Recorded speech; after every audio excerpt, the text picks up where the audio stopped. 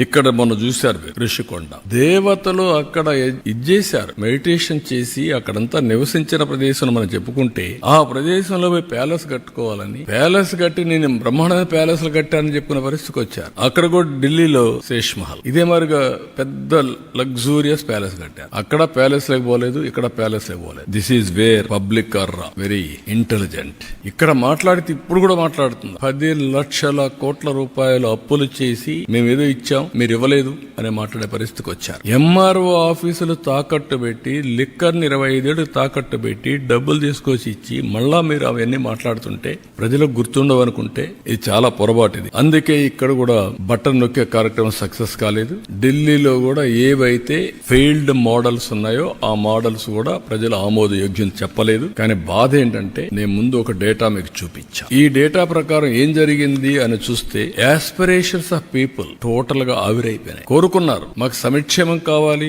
అభివృద్ధి కావాలి, ఉద్యోగాలు కావాలి అని కోరుకున్నారు. ఓటేసిన పాపానికి వీళ్ళు వాళ్ళ భవిష్యత్తునే కాటేసే పరిస్థితికి వచ్చారు. వాల్యూ ఆఫ్ టైం నిన్న రాదు, ఒక సంవత్సరం టైం పోయినాక రాదు. విలువైన కాలాన్ని పోగొట్టుకున్నాం. దాన్ని రికవర్ చేయాలంటే ఇంకా చాలా సమయం పడుతుంది. విధ్వంసం చేయడం చాలా సులభం.